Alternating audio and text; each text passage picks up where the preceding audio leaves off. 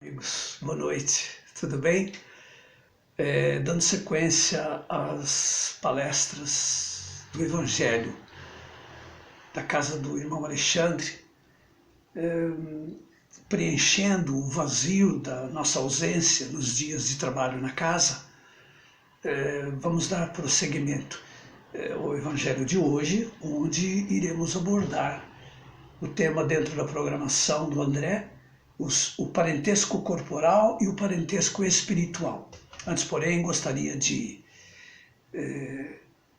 parabenizar a Cátia Antônia, que amanhã completa mais um aninho de vida. Parabéns, Cátia, que Deus te abençoe, tá? Obrigado pelo seu carinho, pela sua amizade. Fica com Deus.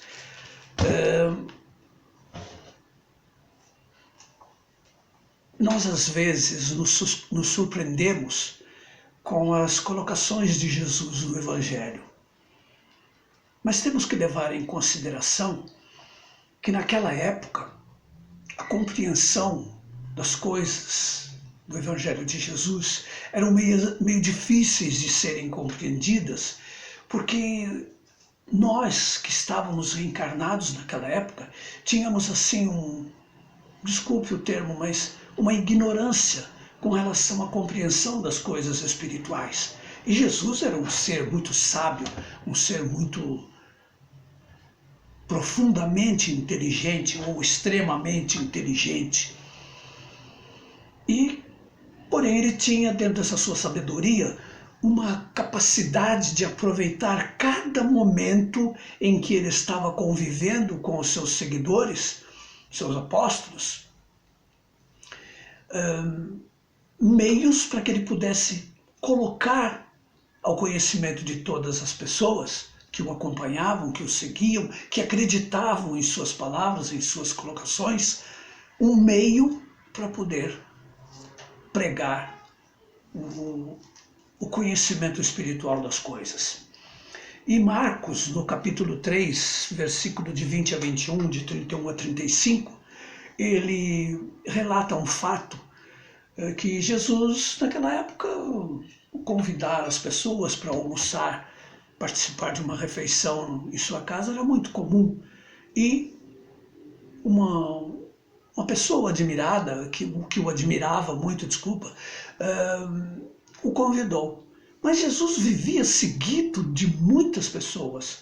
Sempre tinha uma caravana ao redor dele, porque sabia que de sua boca seriam proferidas palavras sábias, palavras e conselhos, os quais modificariam pela boa maneira e pela forma clara de colocar, mudaria a sua vida.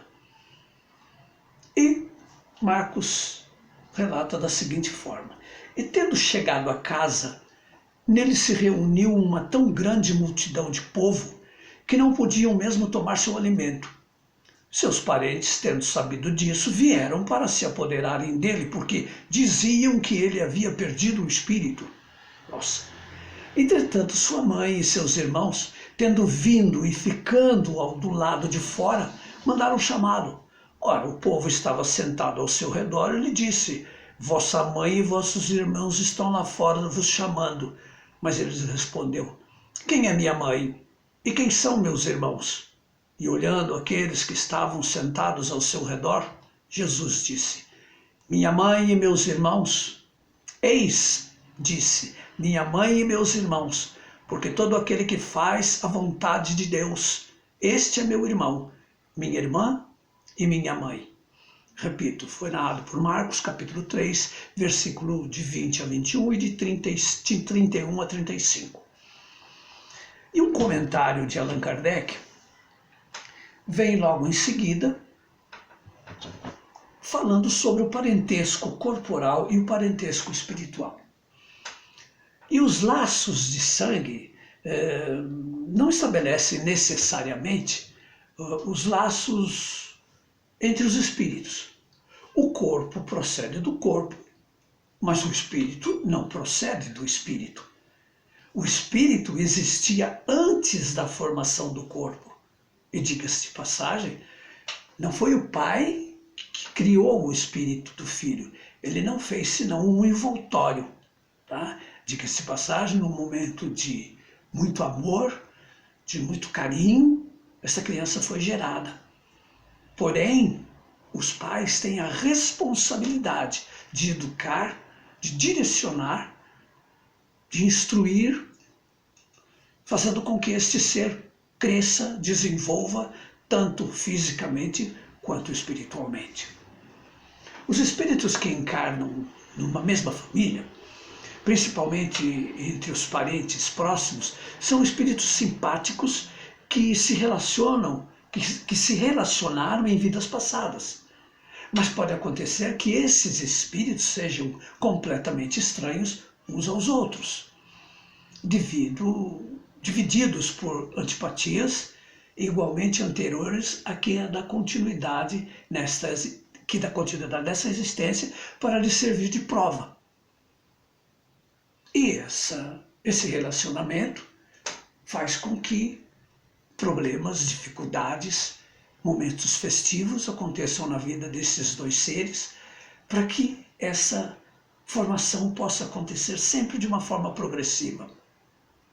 Os verdadeiros laços de famílias não são, pois, os da consanguinidade, e sim os da simpatia, espiritualmente falando, e da comunhão que unem os espíritos antes, durante e após a encarnação.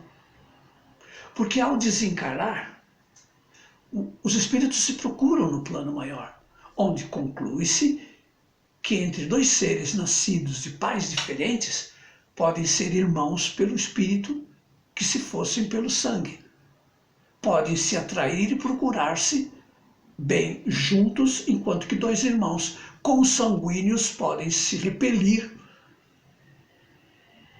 como podemos ver todos os dias, problemas morais que acontecem nas famílias, que a doutrina espírita vem, através de Allan Kardec, nos esclarecer através da pluralidade das existências, ou seja, da reencarnação. Podemos ter sido irmãos numa vida passada, podemos reencarnar como amigos, como pai, como mãe, um de outro, enfim. Deus proporciona a pluralidade das existências justamente para que esse convívio vá se tornando cada vez maior e cada vez mais progressivo. Diante disso, a doutrina espírita vem nos esclarecer dizendo que existem duas espécies de família: pelos laços espirituais e famílias pelos laços corporais. As primeiras, pelos laços espirituais, são famílias duráveis. Elas encarnam, reencarnam, procuram-se na espiritualidade e retornam querendo unir-se novamente àquele espírito que lhe foi simpático em vidas passadas.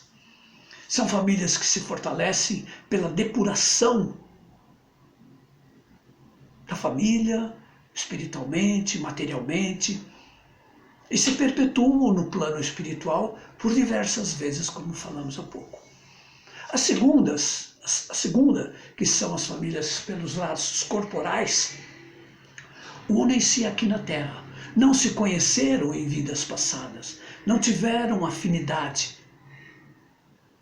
São frágeis como a matéria e se extinguem com o tempo e frequentemente se dissolvem moralmente desde a vida atual. São famílias que vivem em desequilíbrio constante, poucos se convivem, ideias não se trocam, enfim, são famílias desequilibradas. É a família onde não existe a presença espiritual na sua formação e no seu segmento, quando na matéria. E foi justamente isso que Jesus quis fazer compreender em dizendo aos seus discípulos: eis minha mãe, meus irmãos, quer dizer, minha família pelo Espírito, porque quem quer, e complementou, porque quem quer que faça a vontade de meu Pai que está nos céus é minha mãe, minha irmã e meu irmão.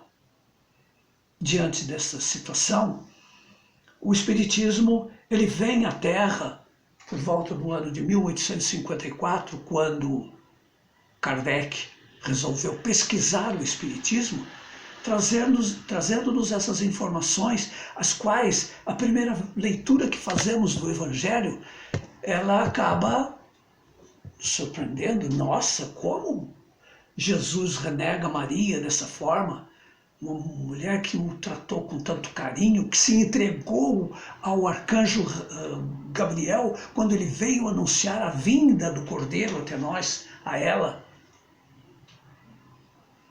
Nada disso é uma agressividade, porque Jesus, de uma forma amorosa, de uma forma compreensiva, nos relata através do ensinamento de Kardec a forma doce e amorosa que ele aproveitava quando, dissemos no começo, os momentos certos e as oportunidades corretas para bem pregar todo o ensinamento que foi da sua responsabilidade, a sua vinda até nós aqui na Terra.